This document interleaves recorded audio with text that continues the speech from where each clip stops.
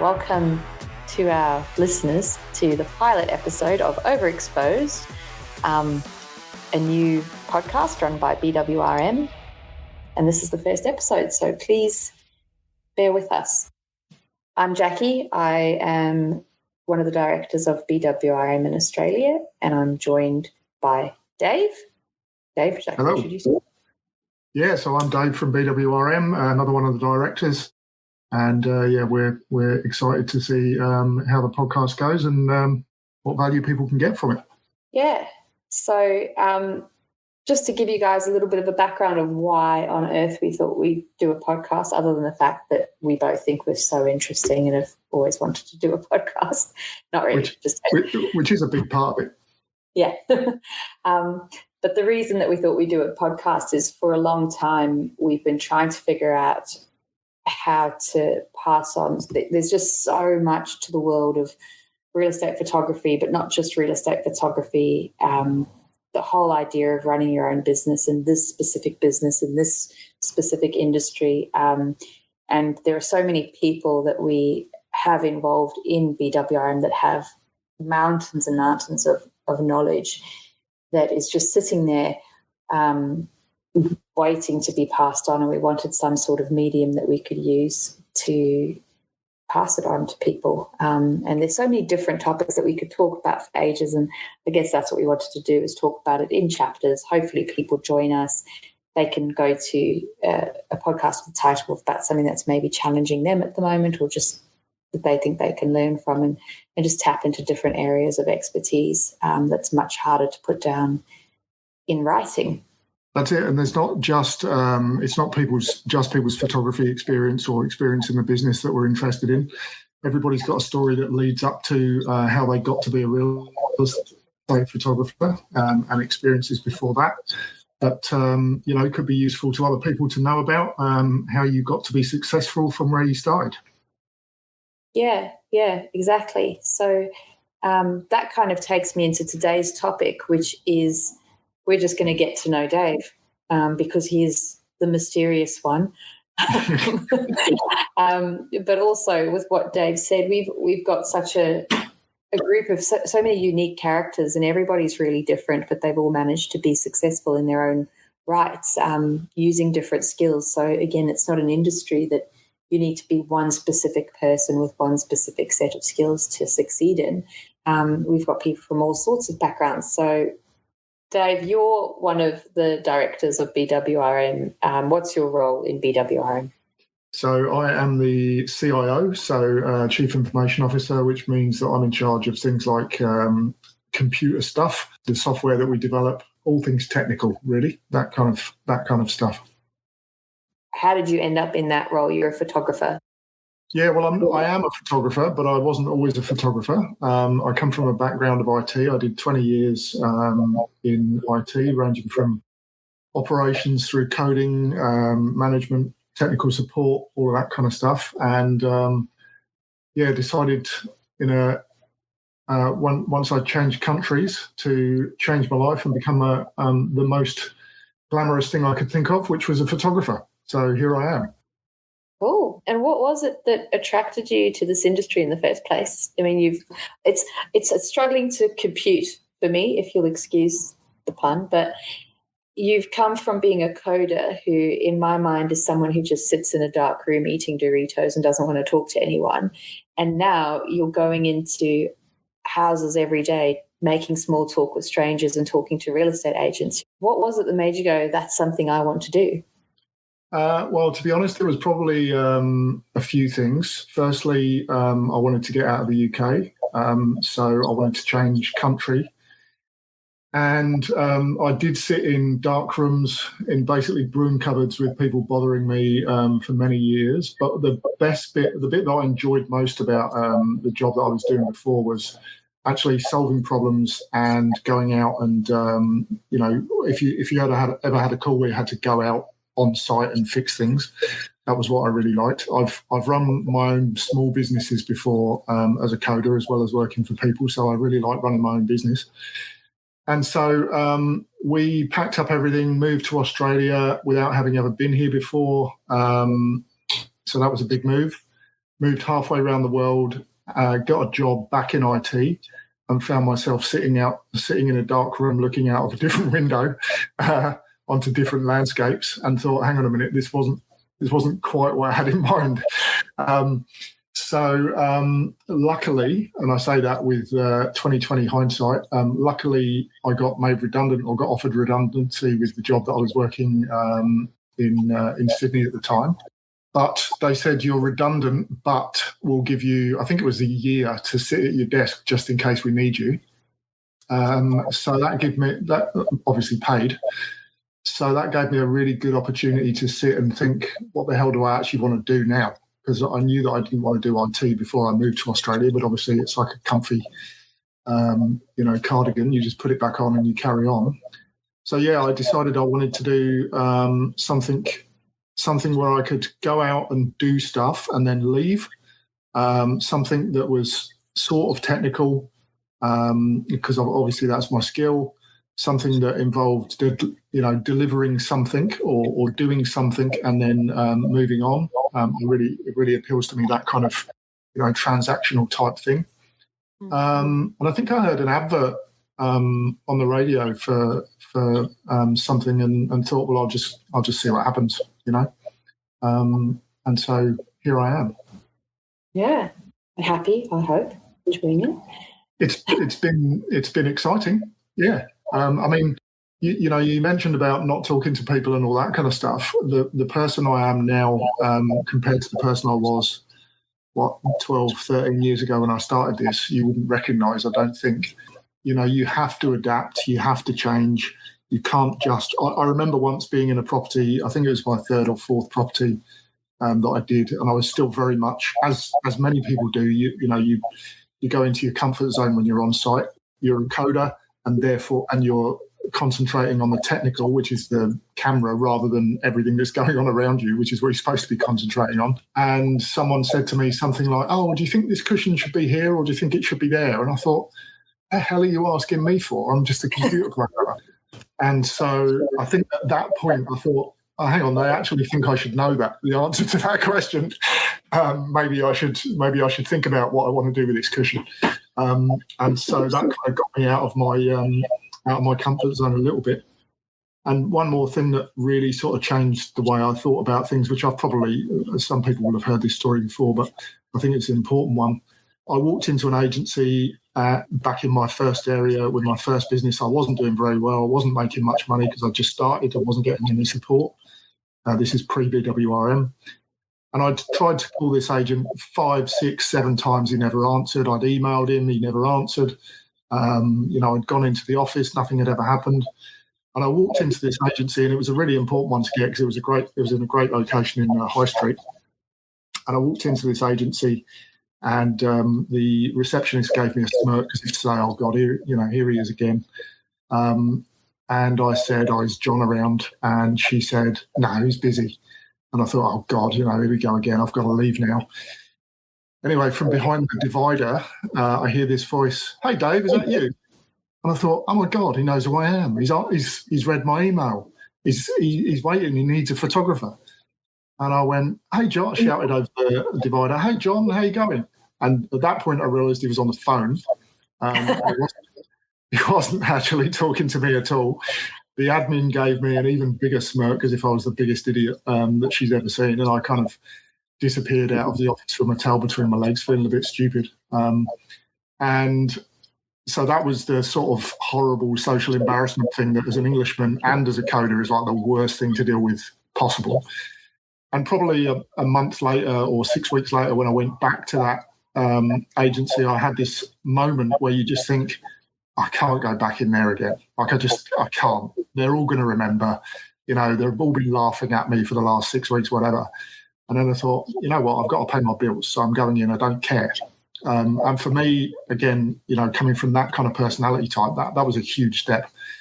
I walked in there. It was a different admin because that lady had been sacked for presumably smirking at people. I literally walked in, and as I walked in, this guy, John, walked out of behind his dividers with some stuff in his hand. He'd just got a listing.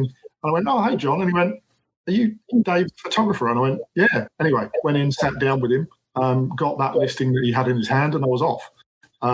So it's kind of that reinforcement of, if you do the things you don't like, even though you really don't like them, it does make a difference. And so, yeah, even though my natural way is not to deal with people and to go and sit in a room and be on a computer, obviously you need to get paid, and when things like that happen, you get the results. So yeah, it's definitely like, I don't know, it's a bit cheesy, but I don't know, in all the years I've been doing this, it's really rung true that the good stuff and the real success happens as soon as you put yourself out of your comfort zone. That's where you do one thing that's uncomfortable, and you're like, it just 9 times out of 10 you get a win out of it somehow.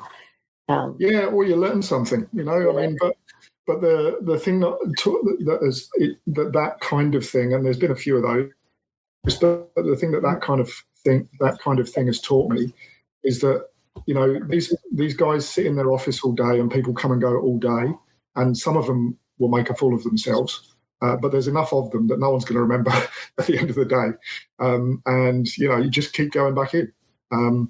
And one of the guys told me that I had back in Victoria, another thing that stuck with me. She said, "We weren't going to use you, but we realised you weren't going to go away." And that's my entire sales strategy, to be honest. So, doesn't bother people.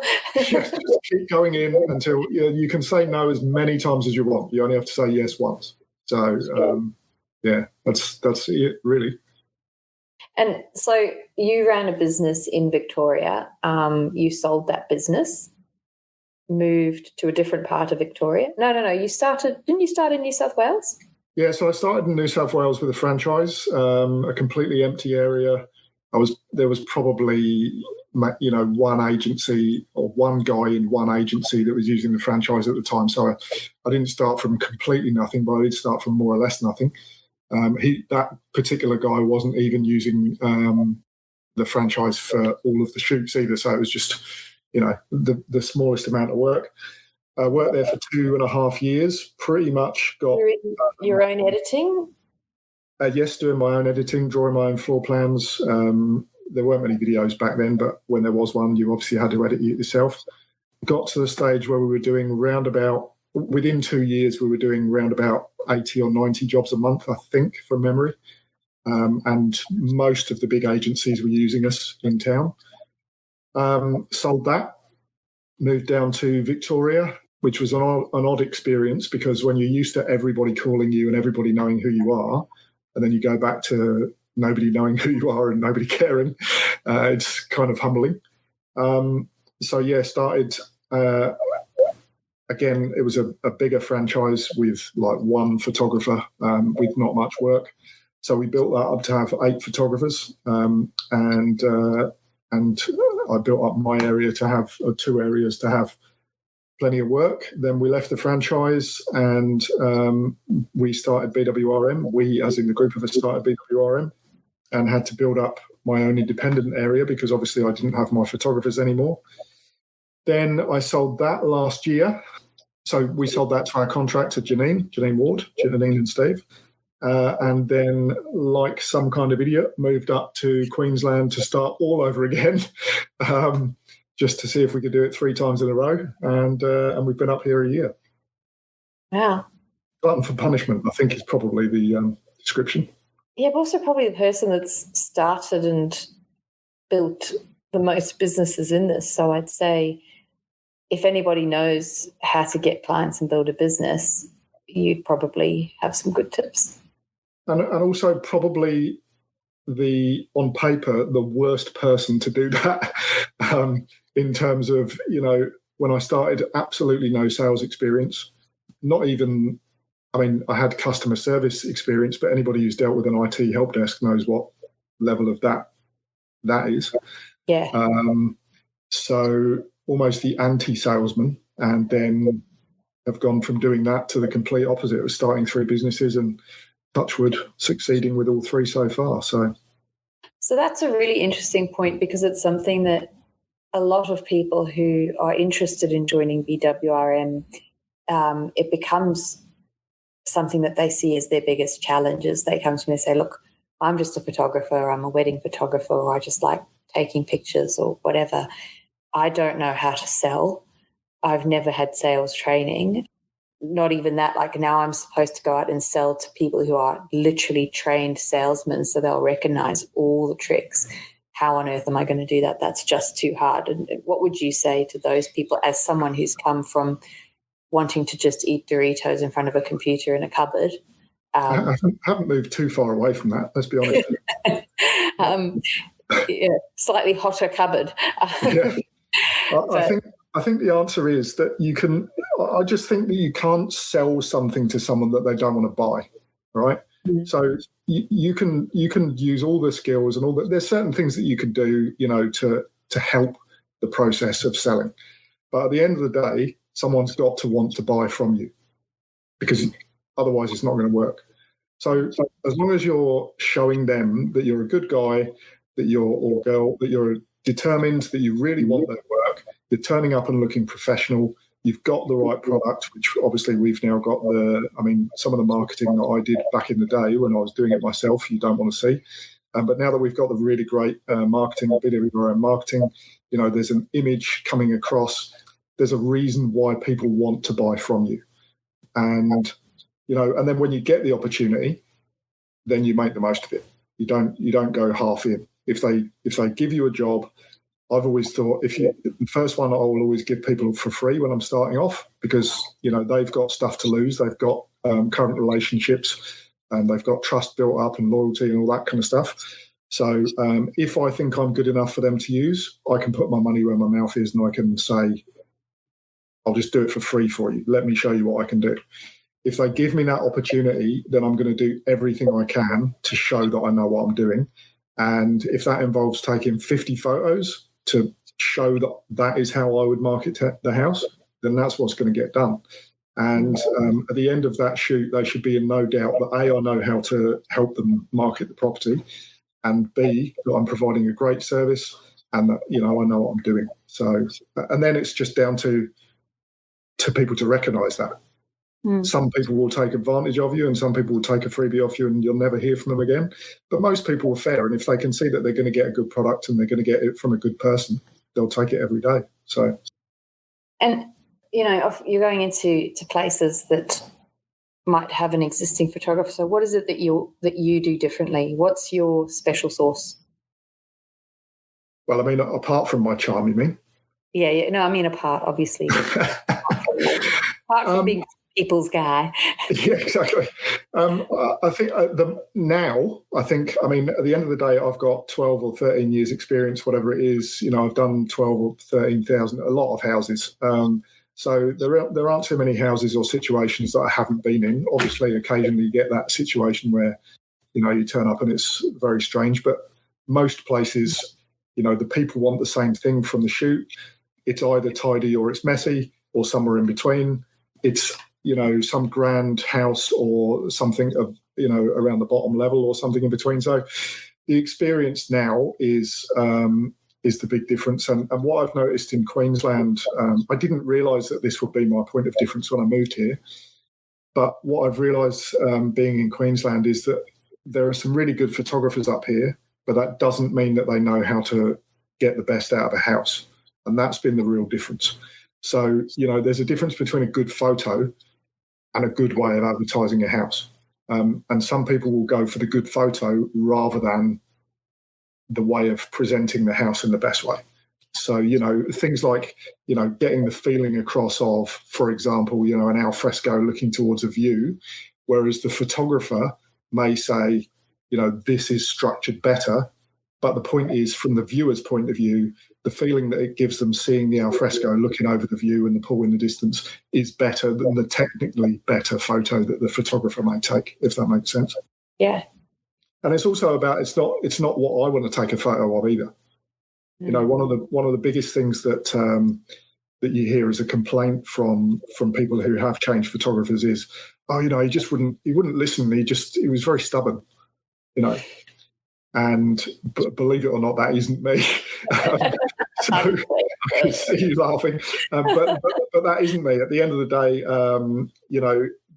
the client, you're there to advise and you've got the skill, but you don't want to be arguing with a client. You can quite happily show them the photo that you've taken and show the photo that they think is the right one because they did it with their phone before and it came out okay. It's not personal, I think, is the key point.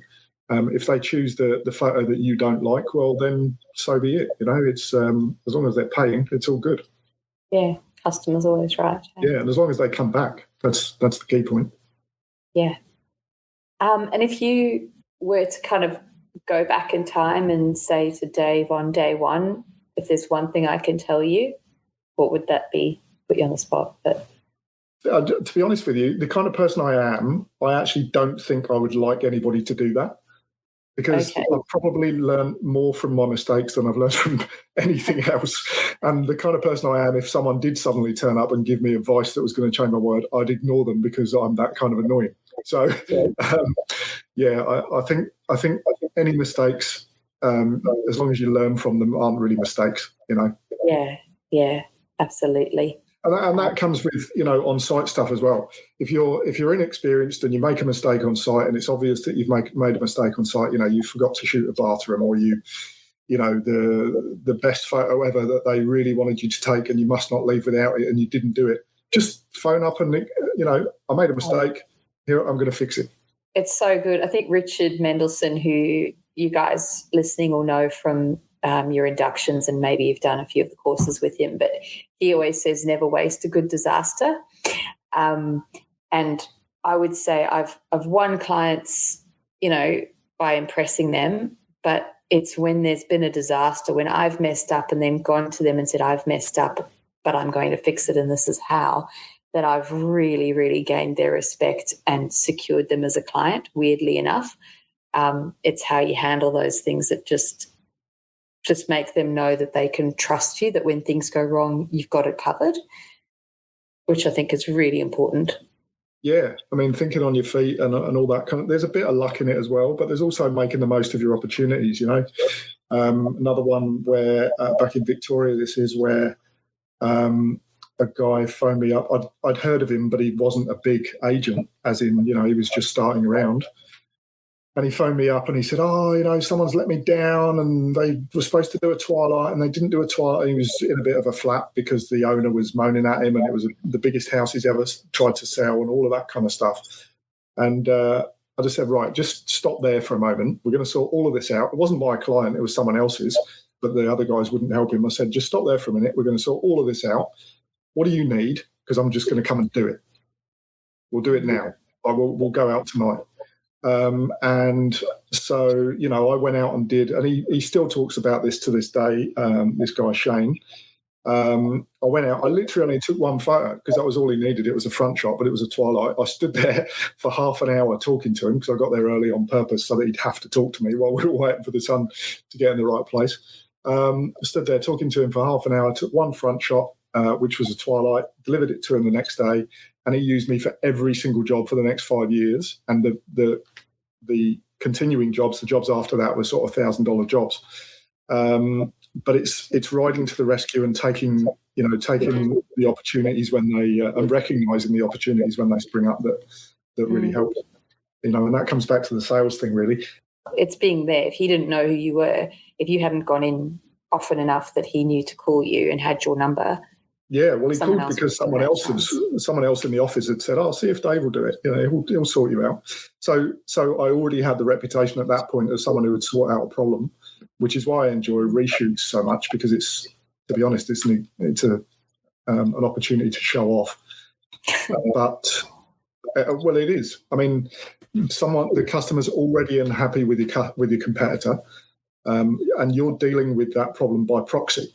So you're not going to the agent, what they did before is no good, and here's me going to do it better. Their customer's already unhappy and they're in a difficult position.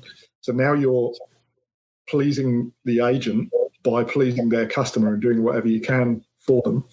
And I love that.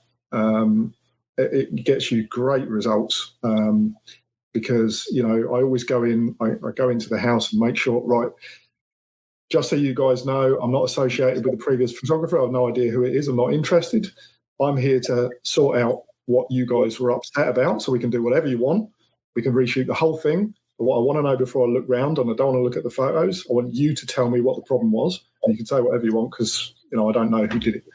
And so you start with that right up front. And, I'm playing to the agent here. This is how I deal with customers from his point of view, right? Yeah. So, by the time you leave, you've already got the buy-in of the owners. And it comes back to that thing we were saying before. You should know whether the owners are going to like the shoot before you've even left, because it's the experience, not necessarily the photography, that makes the difference. Oh, yeah. I think we need to do a whole other podcast episode about that, to be honest. Don't get me started on the customer experience and all the little tricks that you can do on site that have absolutely nothing to do with a camera that will make them love your photos. Exactly. Yeah, that's like episode 2, guys. Maybe. Episode 2 is the Jacqui podcast, surely. Yeah, well, that's what I'm going to talk about. That's my thing. Yeah. I love it. Well, cool. Maybe to finish off, I was going to say, tell me about your worst shoot, but I think that's kind of a downer. I love hearing the horror stories, but I think maybe if I was starting out, I wouldn't. As far as the worst shoots go, I've got to keep some of my stories for the conferences, otherwise I won't have anything to talk about. So yeah, okay. So I was going to say, tell me about your best shoot. Like, end on a high note. What's the most fun, best shoot you've ever had? I think I know what it is. Go on then. Tell me. Didn't you shoot in Ireland? See, I heard that rumour as well. It's weird. I did shoot an island. I shot Elizabeth Island.